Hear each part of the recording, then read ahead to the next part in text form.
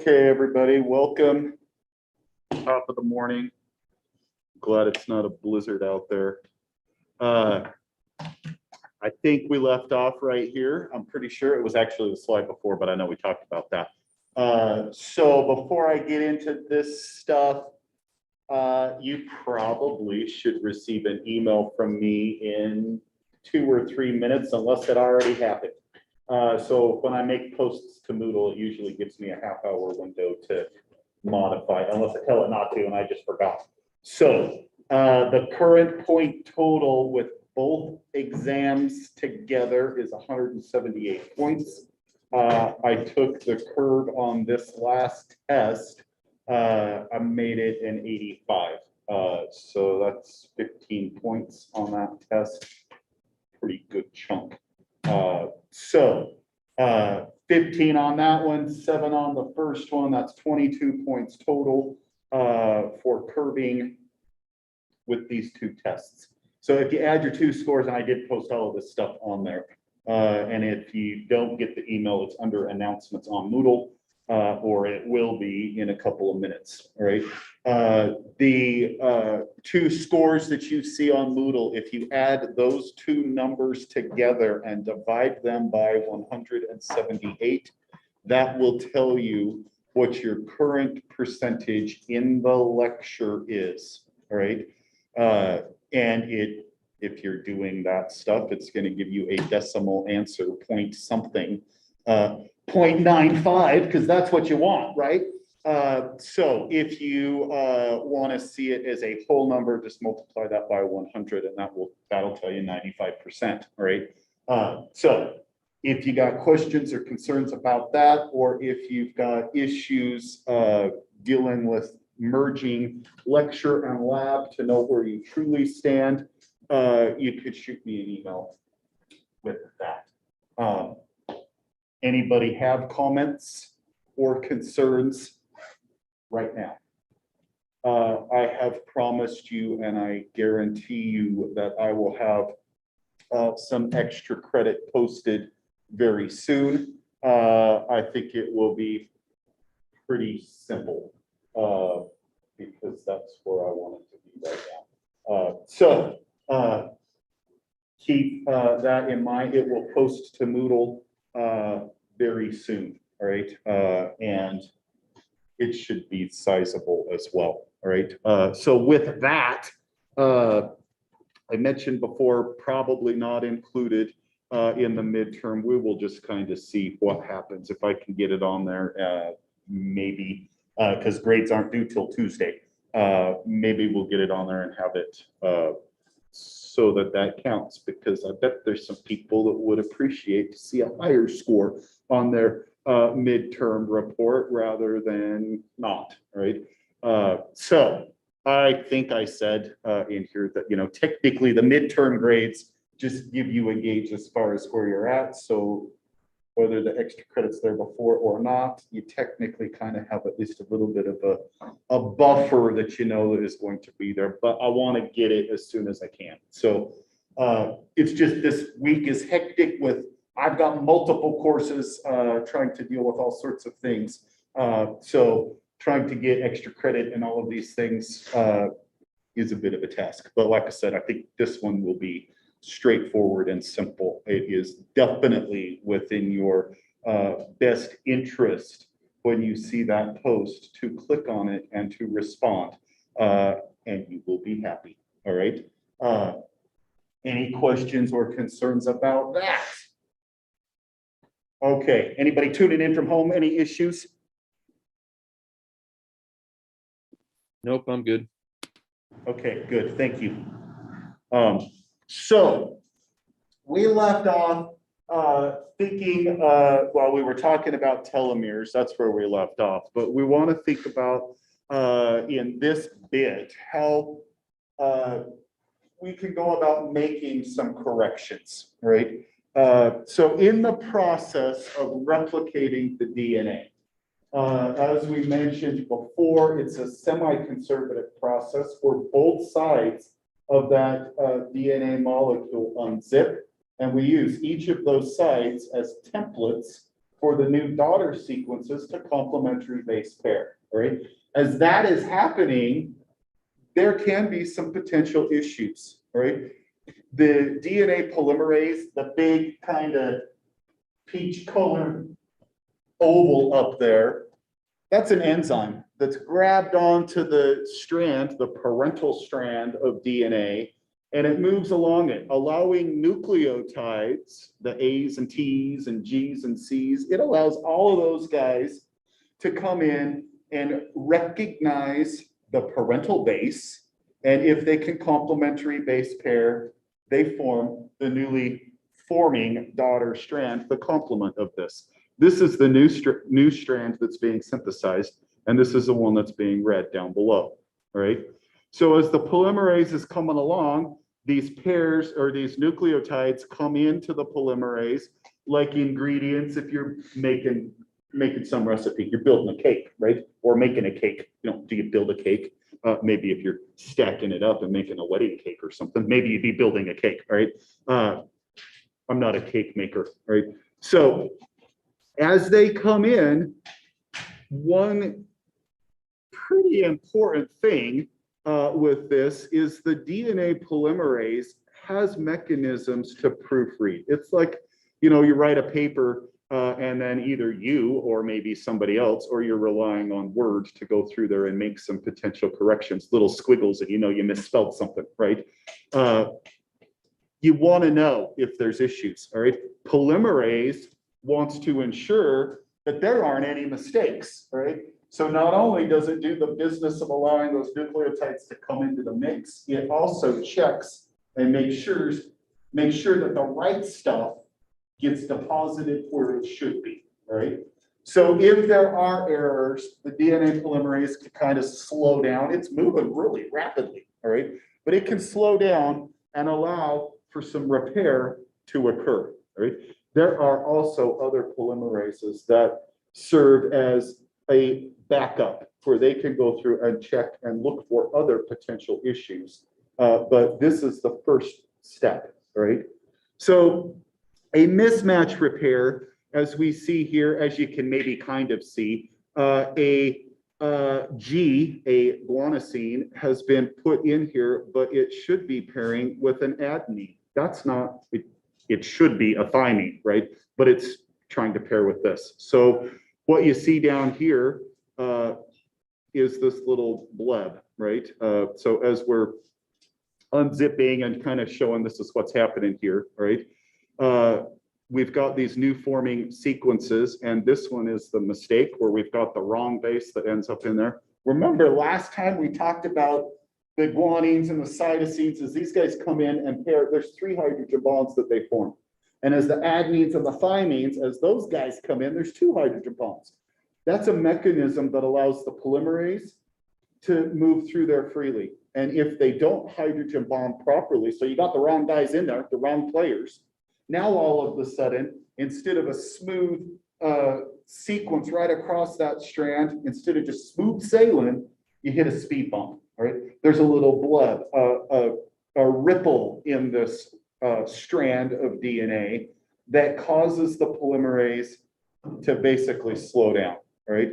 And the mismatch repair is when it recognizes the faulty hydrogen bonding, right? So one that should be 2s to 2s makes a mistake when it's a 2 to 3 or 3 to 2, vice versa, all right? Either way, all right? So you don't hydrogen bond like you should, all right? That's the mismatch, and the mismatch repair recognizes this little speed bump, all right? And it goes in, removes, and replaces, right? I kind of think sort of like, you know, road work after the winter and there's lots of potholes. They go in and they try to repair that, and they don't. Here you see one little base that's mistaken. They don't just take that one thing out. They take a handful of them out and they chop them out and they fill in all of the stuff with the proper base that was mistaken in the middle, all right? That's what happens when you're really repairing. When they're doing road work, they, in the middle of the winter, they just throw some asphalt in there and pat it down, and then it falls out a few weeks later. That's just trying to put a bandage on it, right? But when they're really fixing it later, there's a bigger repair and they chop it out, right? The polymerase does that right off the bat, right? Doesn't have to wait till springtime, right? So that's one mechanism, right? Another mechanism is, this is a little bit different, right? So the nucleotide excision, what we're looking at down below, this isn't mismatch. This isn't replicating and making corrections as we are in the synthesis phase of interface, all right? This is as we're just flat out living, all right? And there are lots of potentials for these processes to be occurring. And there's also potentials for it not to be effective, all right? So these thymine dimers, we've got a strand of DNA where we see T's and A's together, all right? There are issues with ultraviolet light. This is a high energy photon, right? It's more energetic than the visible spectrum. It's what gives you a sunburn, right? That's the UV light, right? So that can cause damage, and it can cause damage at the DNA level, right? What it can do is interact with the DNA molecules, and it causes the hydrogen bonding that was forming in between the adenines and thymines, what they should be doing, right? And it causes them, the thymines, to bond with themselves. It happens when there's two thymines together on that one strand of DNA. You can get multiple thymine dimers, right?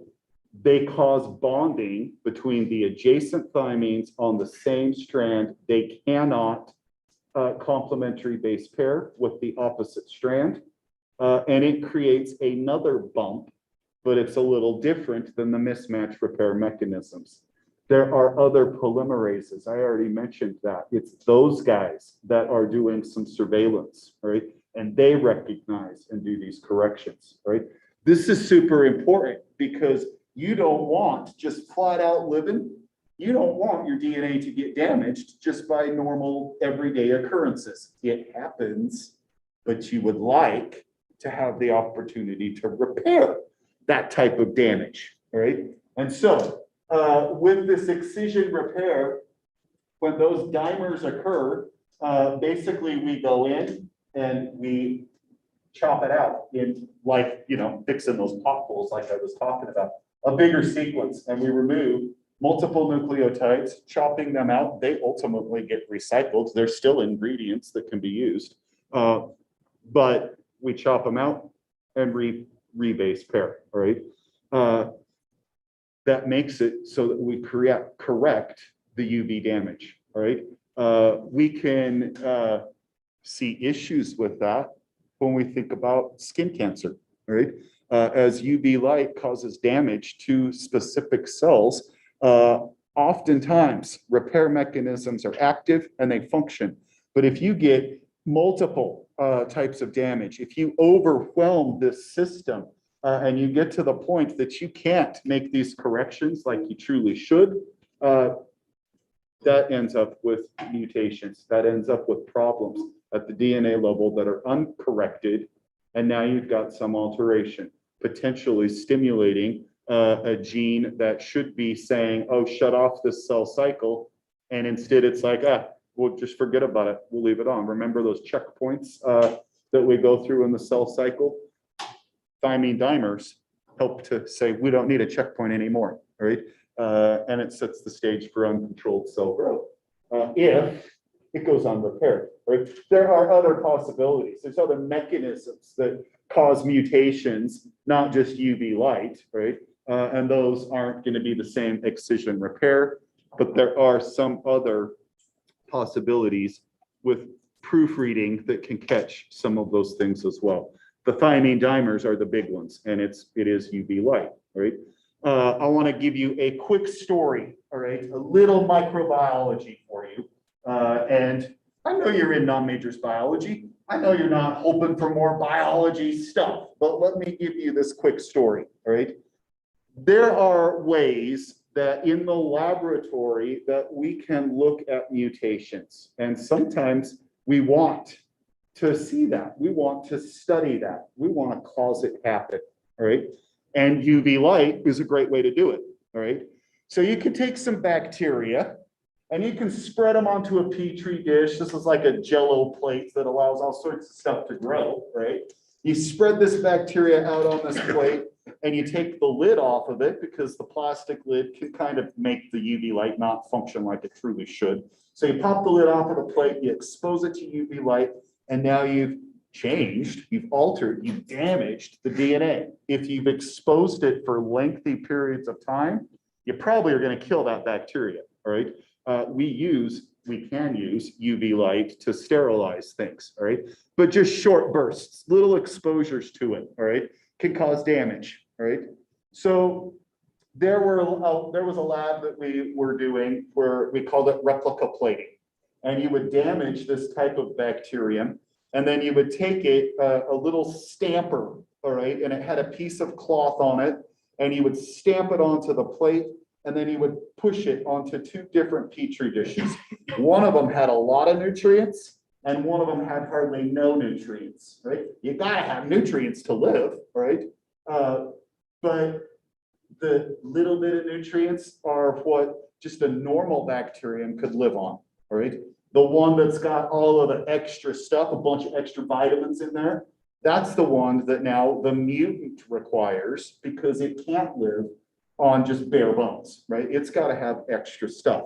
So as you do the stamping, you could see little bits of bacteria. We call them colonies, all right? Little bits growing on the enriched plate, the one with the vitamins.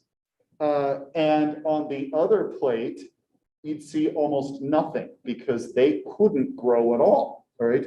And those that are growing on the bare bones plate have not been mutated, right? The ones growing on the enriched plate show you where those mutants were. And you can go back and make some comparisons to your original plate and see, oh, these guys have changed, right?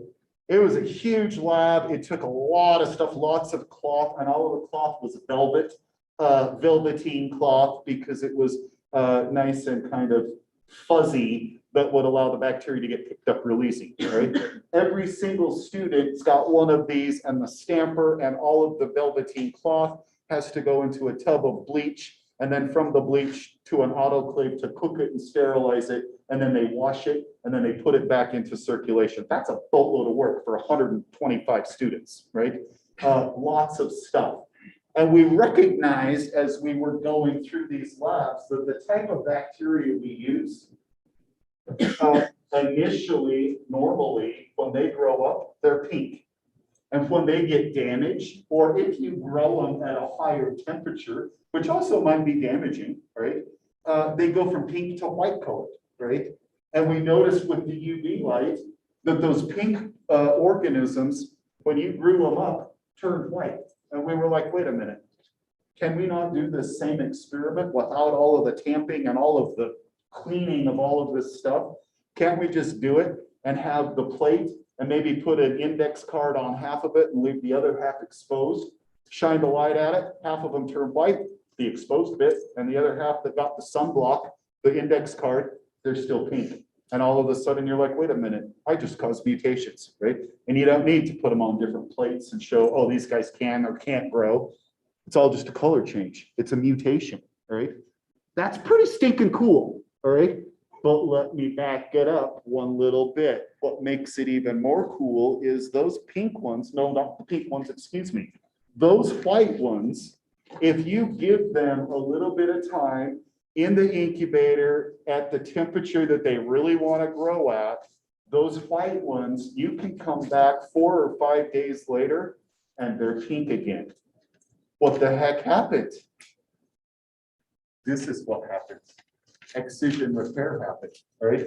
They recognized these issues, the damage to the DNA that altered them, that made them lose their pigment, and they corrected it, and now they're back to pink. And that's pretty stinking cool, all right? So you can use bacteria to see all sorts of different things, as you're trying to study whatever, all right? And in this case, it's really pretty interesting. When we were just looking to drive mutations, you could see the color change. And then when you take it a step further and think about, well, what happens? What about repair mechanisms? Give it a couple extra days and you see that it's corrected itself. Like I said, if you bombarded this plate for a half an hour or better, well, you're going to come back and look and there's going to be nothing growing on it because you killed all of those suckers, right? But if you only give them a little bit, a minute or two, it causes the damage, but it's not sufficient enough to truly kill them, right? And it's a similar idea, thinking like our own bodies. A little bit of UV light, a little bit of damage, oftentimes that's repairable. But when there's mass quantities of that damage, that's when we start thinking about bigger problems and possible cancer situations. Not correctable because it's too much of a change, right? And I think that's pretty interesting. So when we think about all of this stuff, right, we've talked about DNA getting replicated, right? And we've talked about, mitosis and meiosis and the importance of with mitosis creating identical cells and with meiosis creating separate, distinct types of cells that are contributing to variation when we think about sexual reproduction, right? We've got that already kind of under our belts, and we've thought about DNA copying itself, at least a little bit we have, all right? And doing that again in the synthesis phase, right? But it does more than just that. We need to think about what do all of these instructions say? How do we use them, right? And in order to process this information, we've got to convert it from DNA into a form, a language, if you will, that the rest of the cellular machinery can utilize, right? So we convert it from DNA to RNA, right? This RNA would be mRNA or messenger RNA, right? And it depends on the organisms. If we're talking bacteria, all of this is happening in the cytoplasm of the cell because there are no membrane-bound organelles. There's none of that stuff going on. If we're talking a eukaryote, the DNA is in the nucleus, and we make the messenger RNA in the nucleus, and then it leaves the nucleus and gets translated into proteins, right? So transcription, translation, that's really what we're looking at. And the process, the flow of this information is DNA to RNA to protein, right? We say that's the central dogma of molecular biology. This is how this stuff works, right? It's the way that this information is processed. It's the way it's read and perceived. And we perceive it with the product, the protein that we can possibly visualize. The pink color or the white color in those bacteria.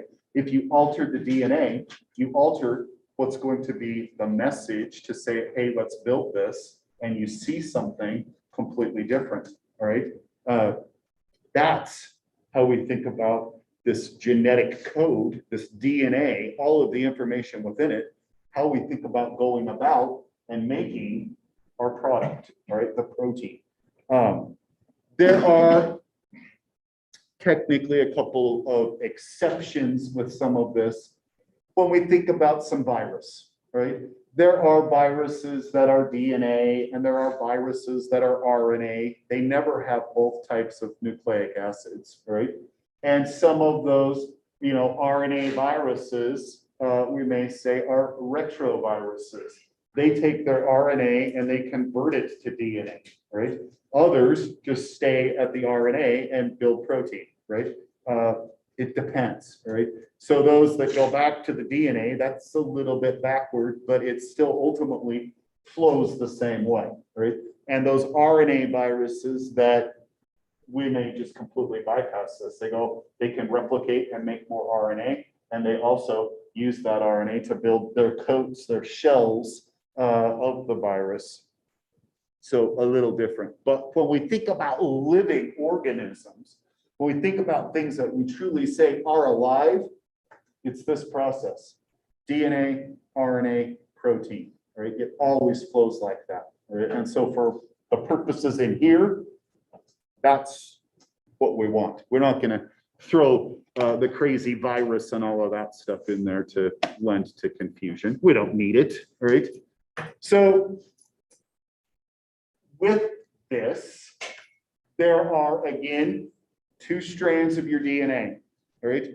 One strand is going to be used to make that message, all right? So that we can see the template and the non-template strand. The template is the one we want, all right?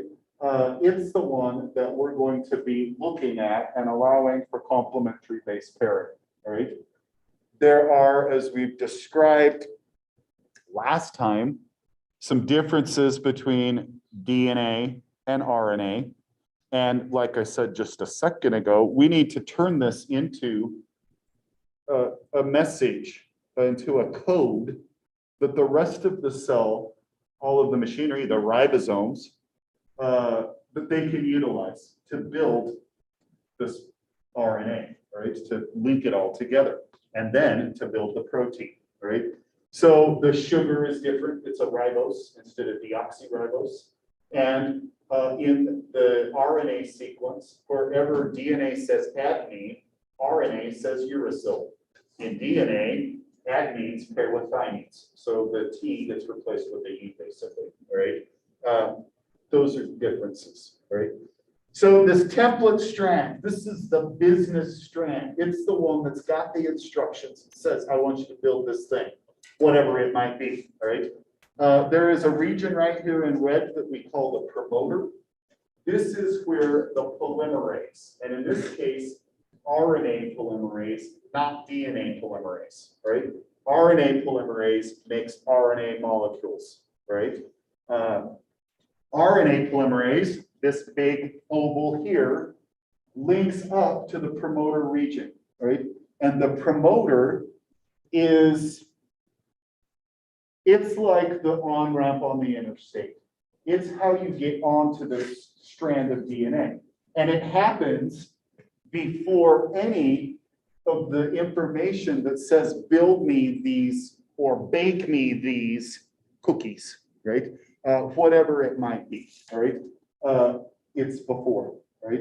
So we link up and then we start moving in. That way we don't miss any of the instructions, right? Because if you miss the very first ingredient, right, in your recipe, which is probably the big one, right? Like we're building cookies here, right? We need a couple cups of flour up in this, right? If you skip that and you just add some sugar and then some chocolate chips and maybe some oatmeal, I don't know what kind of cookies you're making. I just wish you guys all made me some cookies today. Geez. So as this is happening, you would be pretty saddened when those cookies came out and they're not cookies, right? It's just a big glob of goo, right? Not so tasty, right? I'd probably still taste it just to see, right? Maybe it's really good, right? It's probably not, right? You don't want to miss any of that information. So the promoter happens a little bit upstream, right? Giving it the polymerase a chance to get on there, and then it moves into the business end of the instructions to the blue stuff right here, right? So as it comes in, we're going in this direction, we're unzipping. There are enzymes that help to unzip, more helicases that untwist and unzip the DNA molecule. These guys, once we have moved past, come back in the complementary base pair, zipping it back up, right? So it's only opened up right in the business end as we're allowing the new RNA nucleotides to come in and pair. If they do pair up properly, we link them together, sugars and phosphates, linking them together, and we build this backbone of RNA with the nucleotides poking out, all right?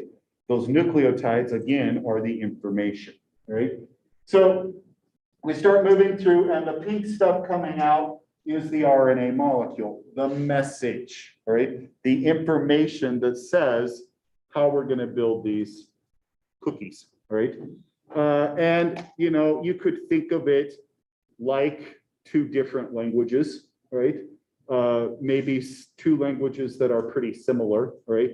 Where there is, you know, not so much difference, but you still need to convert them, right? And so going from one to the other, right? And then we can continue on with that.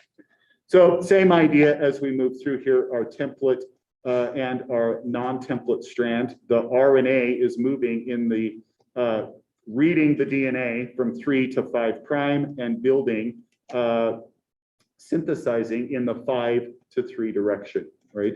So that's the way it synthesizes. Reading DNA 3 to 5, building the opposite. Remember, these strands are anti-parallel, right? So 5 to 3 direction is how this is being laid down. And now, as we have this up here, instead of this that tells you not a whole lot of details, it shows you what's up. But here we can see some actual bases, right? And it's a little bit easier to see what's happening here, all right? So this template strand, if we look at the DNA here, and we look at the DNA up above, the complementary pair, A's with T's, T's with A's, G's with C's, so on and so forth, all right? 3 prime, 5 prime. We make our messenger RNA, and it's the same, reading from 3 to 5, building 5 to 3. This pink bit right here matches the top non-coding strand, right, or non-template strand. It matches it. There are differences. Like I said, wherever there's a thymine, there's a uracil. But everything else, it's exactly the same. If you look at this non-template strand and your messenger RNA, they're the same, right? Except for uracils, where thymines would be on the non-template. It's the same stuff, right? It's exact copy, all right? So this is what we're saying is the information, but deep down, this is really the information, right?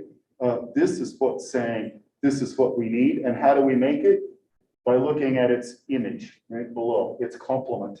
And we build the exact same instructions that we're seeing up there, right? That's pretty cool, right?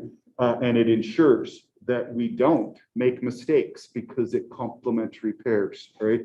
So again, as you see this, right, you should be able on an exam to know that A's pair with T's and G's pair with C's if we are talking DNA.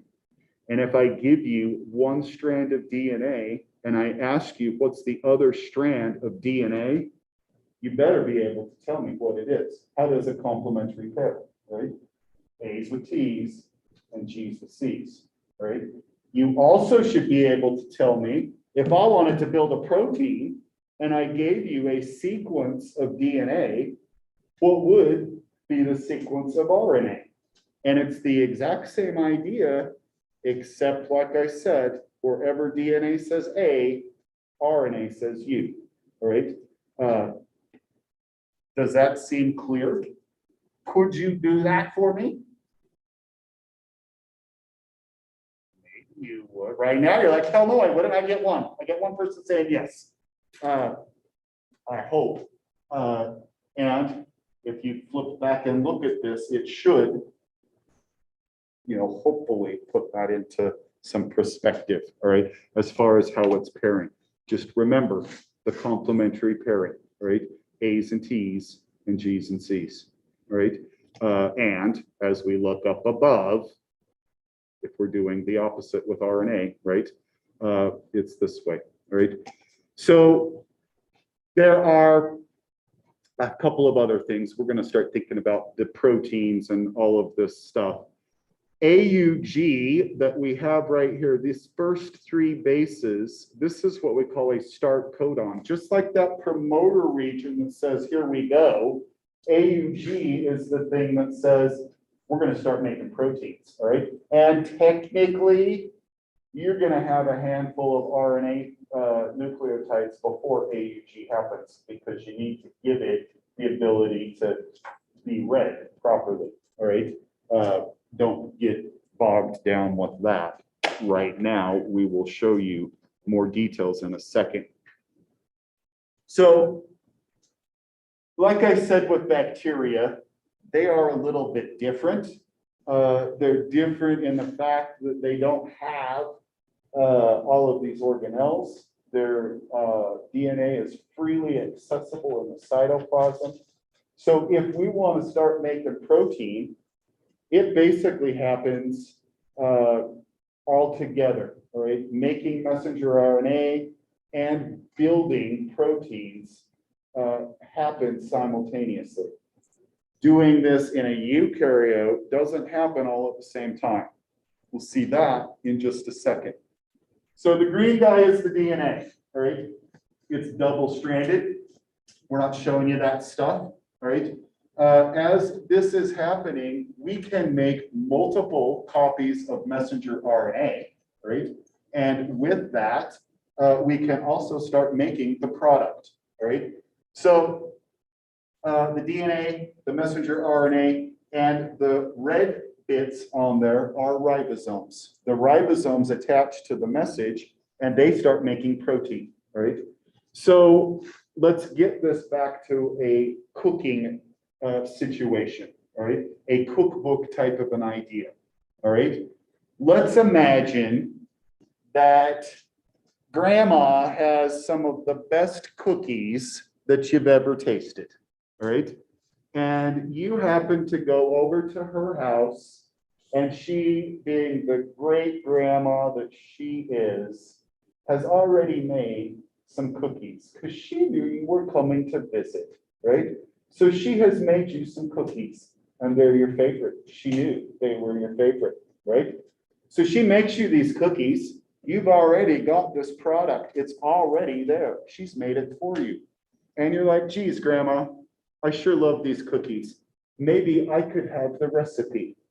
And that loving grandma, she goes and she opens up her cookbook. That's the DNA, right? She opens up the cookbook. She takes out an index card or a recipe card, and she writes down from that cookbook onto the index card the exact instructions for how she made those cookies. Now you take that recipe card, that's the messenger RNA. Those are the instructions that she just transcribed from her cookbook onto this card. Transcription is the first bit of protein synthesis, right? So she transcribes from the DNA into RNA, the index card, these new instructions. It's the same stuff that her cookbook said, right? Unless grandma makes a mistake and writes something in there wrong, then we call that a mutation, right? So now, grandma has made this index card for you. You have it, all right?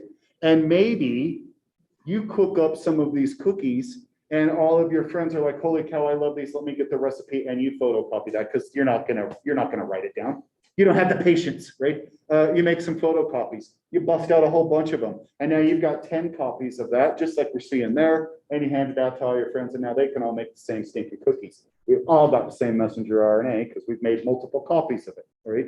And as we start building these things, as we start making our protein or making our cookies, that's when we take that recipe card and read through it, right? That's the translation, transcribed to the card, translated as we start building or making those cookies, bringing in all the ingredients, right? And that's happening here with the red guys, right? Once we have started doing this, and we're still talking bacteria here, right? We can start making multiple messenger RNAs, photocopying, if you will. And once the message is just barely starting to be created, the ribosomes can link up and we can start building cookies. We're not even done photocopying the message yet, but we're already building cookies, right? That doesn't happen in eukaryotes. There's extra information that needs to be dealt with, all right? But in prokaryotes, in our bacterial friends, it happens simultaneously, right? We start making message and we start making protein, all right? All at the same time. And we can be doing multiple messages and multiple proteins. And now this bacterium can be pumping out mass quantities of stuff, all right? Stuff that it needs for its own life, all right? But let's take it a step back and think about genetic engineering. Maybe we want to manipulate something. Maybe we would like a little bacterium to be producing some sort of human protein. What if we wanted E. coli, a typical bacteria that's used in engineering? What if we wanted it to make human insulin, which is what we do? We can have this bacterium get a human gene, and we'll go through how this really happens in a second, but we put that into the bacterium, and now once we decide, the bacteria decides, oh, we should do this, we can make multiple messages off of that same instruction and make multiple copies simultaneously. This little vat full of E. coli is pumping out massive amounts of insulin simultaneously as it's reading all of these instructions, right? Crazy. And if you've got type 1 diabetes, you say thank you, right? It's impressive, right? And there are all sorts of other things where we can genetically modify, but insulin was one of the very first things for human stuff that we've used bacteria to basically be factories to produce for us, right? And we use them for all sorts of other things now, right? Which is pretty impressive, I think, right? So in us, it's different, all right? So the DNA's got a lot of stuff. There are lots of nucleotides, all right, in that sequence of DNA. And some of those are important and some of them technically aren't, all right? There are all sorts of thoughts about some of this. And these things that I'm saying technically aren't have been described as junk DNA. They've been described as garbage, right? But you ought to back it up and think about it for just a second, right? Through the process of evolution, through the process of huge amounts of time, why do you think something like that would be maintained within your genome? Why would we keep that around unless it actually had some sort of purpose, right? It's not junk, right? There are all sorts of things, and we're recognizing more and more stuff about this, where we're like, wait a minute, there are things that it actually does, right? These introns are the junk, the green guys up here. They are the ones that, junk. They are the ones that aren't used to build this specific message, right? And there are possibilities, the RNA polymerase does not have proofreading mechanisms like DNA polymerase does. So as we're shooting across this strand of DNA, making RNA, if there's a mistake, bad news, right? Instead of adding sugar to those cookies, you just added a cup of salt, right? That's going to be terrible cookies, right? You don't want that to happen.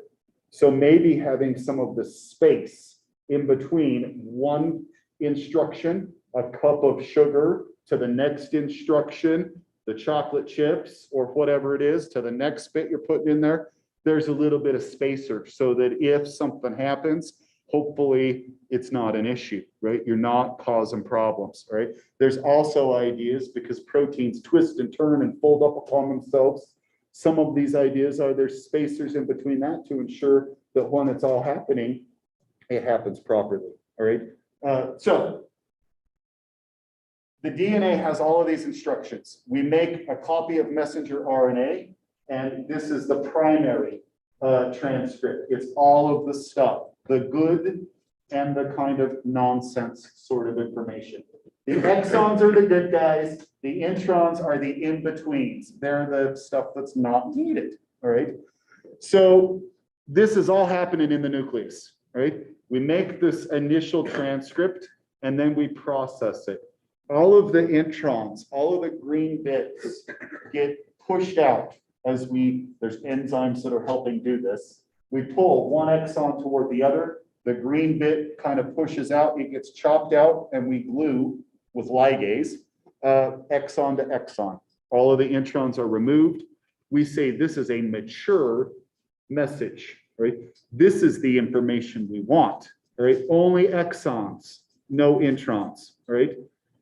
So And in this case, it's 3 of them. This is the business that says, here are your cookies, right? Final product, right? There's a little bit that we see on both ends, right? An untranslated region on both bits and some caps and tails, right?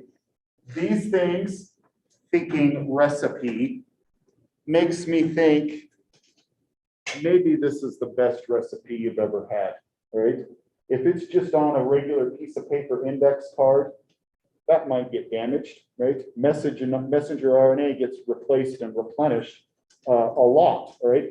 But maybe you've only got this one copy from grandma. What are you going to do with it? Maybe you ought to laminate it. Maybe you ought to put it in a little plastic sleeve. The caps and tails are protection, right? It helps to ensure this message gets treated properly, right? This is a great recipe and we want to ensure it. Really what it does is it helps to facilitate the message linking up with ribosomes. It helps to stabilize it as it comes in to get read and to ensure, well, that it's read properly. So it is kind of like, putting it in a protective sleeve. Now you've got all instruction and you don't have any of the other stuff, all right? So as I've got it right up here, let's think about back to this insulin, right? We want to make human insulin in a bacteria, right?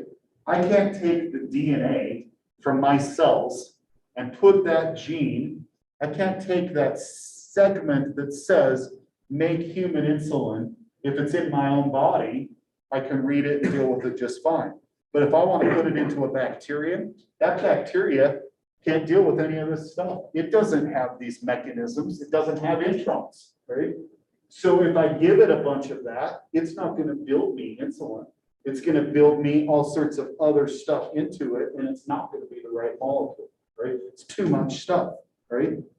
So in order to make molecular biology work with eukaryotes going into prokaryotes, we have to make this first. And we need to get the messenger RNA, and we need to process it, and we need to get rid of all of the introns. And now all we've got is this, right? And then this messenger RNA that says build insulin, I'm going to take an enzyme called reverse transcriptase. Our little friend HIV has reverse transcriptase that reads its RNA and converts it to DNA, right? When I use a reverse transcriptase like that, and I put it in contact with mature messenger RNA, it's already been processed, that reverse transcriptase reads this, and it builds me a double-stranded molecule of DNA that doesn't have any of the other stuff up above. It's just that, just the instruction. And that's what you need. When we do molecular biology like that, when we do human stuff or any eukaryotic stuff and put it into a bacterium, you make the messenger RNA, you let it get processed, and then you expose it to that enzyme. It creates DNA. We call it cDNA, complementary DNA, right? It doesn't have any of the other stuff, but it's all information. And you take that little bit, that gene, and put it into the bacterial chromosome, and now it starts pumping that stuff out, right? And that's pretty stinking cool, right? It seems probably confusing to think about how all of that is happening, right? But in a lab, in a test tube, we can make these things happen, right? And really, very rapidly, we can generate this stuff, right? And that's also, I think, pretty impressive. So shifting away from that the littlest bit, all right? The big blue blob up here are ribosomes. Their ribosomes exist as 2 separate subunits unless they come in contact with messenger RNA, the purple guy in here, right? Once they do, they sandwich around it, right? And we form a ribosomal complex, messenger RNA and the ribosome. As this happens, the RNA or the ribosome is going to allow the RNA, the messenger RNA, to be moving through it, kind of like pulling a rope through your hand, right? The ribosomes are like your hand, and the message would be the rope getting pulled through, right? There are a couple of spots in there that are important, and the transfer RNAs are another type of molecule that bring in amino acids. Amino acids are building blocks of proteins. An individual amino acid links to another amino acid, and we keep linking them together, and that's our protein, right? So the messenger RNA has the instructions, the transfer RNAs read those instructions, and they bring the respective ingredients into the mix. If they have the right, if they're bringing in the right ingredient, as we are reading this, there are 3 bases on the messenger RNA. We call that a codon. And there are 3 bases on the transfer RNA. We call that an anticodon. And the codon and the anticodon match up with each other, complementary pair. And if they do complementary pair, we donate the amino acid. If they don't match up, well, then that tRNA gets booted out and a new one comes in, all right? So the red guys are the amino acids. They all link together, covalently bonding to one another as we read the message, right? And we'll see some more of that in just a second, right? So this is an amino acid table. This table is looking at messenger RNA. This is what we're looking at with it. It's not the DNA, and I know that because it's full of uracils, right? We're looking at RNA molecules, right? So the way we work this, the codons are 3 bases, 3 letters together, all right? So the first letter could be a uracil, could be a cytosine, an adenine, or a guanine, right? Got 4 potentials. Our second letter, same thing, right? And then the third position, now we've got them separated into, so bigger groups, columns, and then individual rows as we move through here, right? So our very first one, that's PHE means phenylalanine. The first position, a U, the second position, a U, and the third position, a U. 3 U's together codes for the amino acid phenylalanine. It also could be a U, and a C. 2 ways in this instance to create a phenylalanine, right? I want to talk about leucine down below, all right? As we look at leucine, there are 4 ways, there's technically 6, but I'm looking at this group. There are 4 ways to make leucine right here, right? CUU, CUC, CUA, CUG. The first 2 bases are all the same. It's the third position that's different, right? But it's all the same, all right? As we look at this table, there are lots of ways to make amino acids, right? Different letters, but we make the same sort of amino acid. There are a few, there's only one way. Down here, AUG codes for methionine. And I mentioned a second ago, it's the start. It's the one that initiates or starts every protein sequence, starts with methionine. They don't all end up that way because proteins can get modified and they can get broken, or the methionine might get chopped off, whatever reason, but they all start with methionine, right? Tryptophan over here, also a single one, right? Most of them have 2 or potentially 4 or maybe 6 ways to generate that, right? There are 20 amino acids, right? And as we look at it, you can count them up. There's 20 amino acids on there, right? You also see some repeats. That's the redundancy, right? Or the repeats right here. Not just the repeats between these 2, but the repeats right within this. 4 ways in this one bit to make leucine, right? That's redundant, right? We got a handful of opportunities to make the same thing. Little bit of mutation, but it still ends up coding for the same stuff. We don't recognize that as a problem. We call those types of mutations silent. When they end up coding for the same amino acid, yes, that individual nucleotide might be different, but it coded for the same stuff. You don't recognize it as a problem, right? If it ends up coding for something completely different, well, now we got issues, right? So the transfer RNAs are going to be bringing in amino acids, right? And there is another little bit that I want to mention in here with this. These transfer RNAs, we don't have individual transfer RNA, 4 different ones here. There's one transfer RNA, and this one transfer RNA recognizes CU, and the third bit, it doesn't care what it says. It says, oh, fine, that means leucine, and it brings it in, right? That helps to not need 61 different transfer RNAs, right? Because 3 of them are stop codons. There's 64 total codons up here, but 3 of them are the punctuation of this sequence of amino acids. If we think of it like a story that we're telling, right? Build me these stinking cookies, please, right? So with that said, one amino or one transfer RNA, tRNA for this guy, but up above, we've got another one, UU, and then A or G, right? In this case, that's a different transfer RNA, right? So there's a little more than 20 transfer RNAs because of some of this overlap, right? But not 61, right? And that would be, you know, pretty labor intensive to have to make individual tRNAs for every single codon that we see up here, right? So there's redundancy, repetition. The transfer RNAs also have what we call wobble, where they can just look at these first 2 and they know it's always going to be a leucine, right? So it doesn't matter that third position.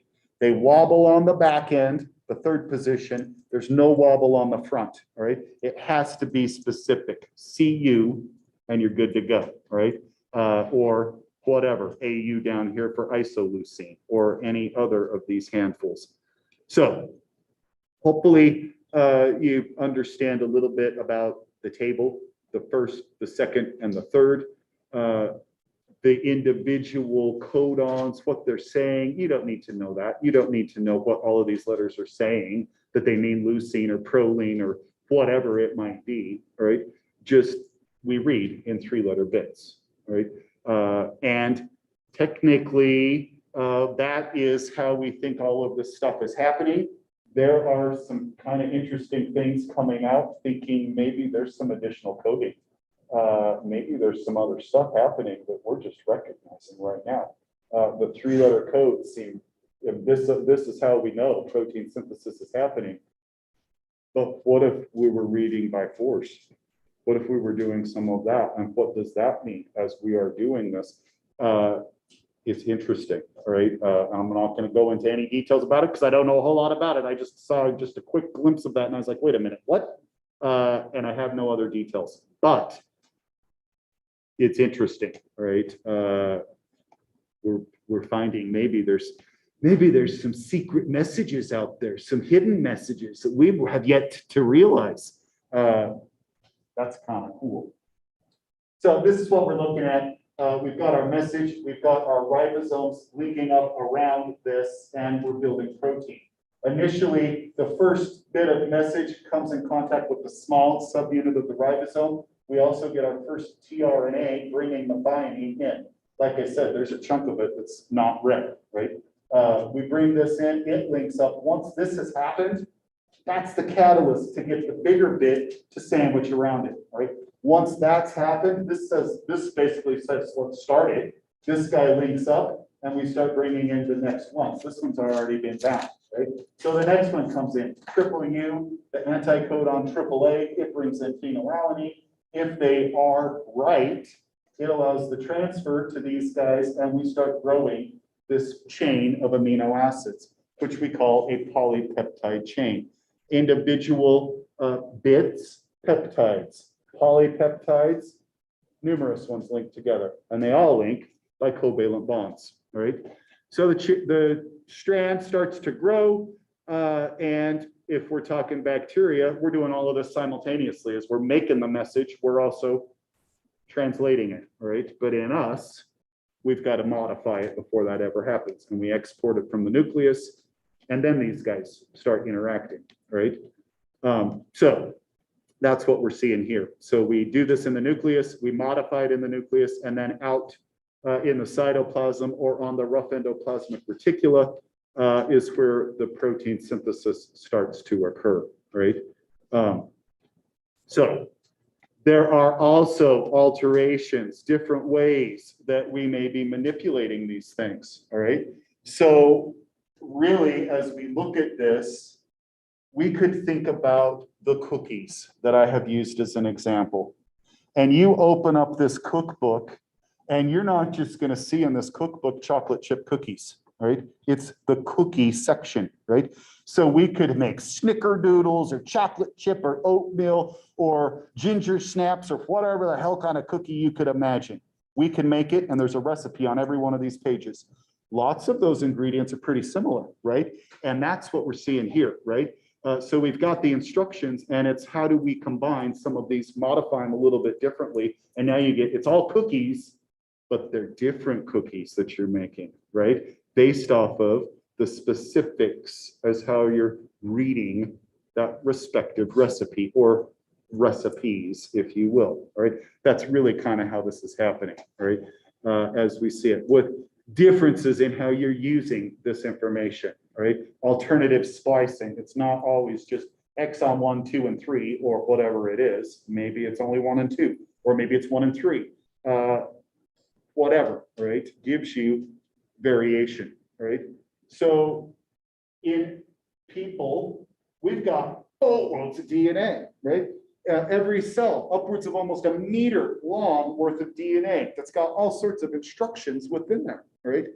And all of those bases, there are billions of nucleotides that makes that meter long segment, right? But in all of those chromosomes and all of that DNA, we only have about 20,000 genes, right? Introns and exons all together, right? 20,000 doesn't seem like hardly anything at all, right? How can those 20,000 genes make me, right? How does it give us all of this crazy variation that we see? We all look different, right? How do we get all of that from just 20,000 genes? Just these small amount of instructions, right? It's this type of alternative splicing. Just because there's the 20,000, it's how you're reading it, right? And how you're recombining them, and this exon with that one, or this one and that one together, or all 4 of them, right? And that gives us the opportunity to have us, right? It's a lot more than just 20,000 specific proteins that are being generated, right? There's a lot of stuff just dependent upon how you read those recipes, right? We talked about issues with the chromosomes and chunks of it getting broken off and put on a different one or something like that. Now you've got, pot roast right in the middle of my chocolate chip cookie, right?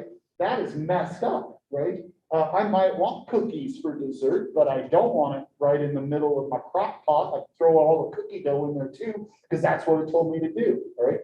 Maybe we're onto something, right? Maybe that's good, right? Probably not, all right? When we think about mutations, almost always they're bad. As I'm describing these things, that's bad news. You don't want to eat that crap, right? Sometimes mutations happen and you're like, wait a minute, that's actually pretty tasty, right? What if I wrapped bacon around some Brussels sprouts? Now all of a sudden these gross ass Brussels sprouts are delicious, right? Maybe that's a recipe you want to keep, right? Who knows, right? Okay, I think that's a good stopping point. We've got just a few minutes, but I'm not going to start another chapter. Any questions or concerns? Who wants cookies? Okay, guys, have a great day.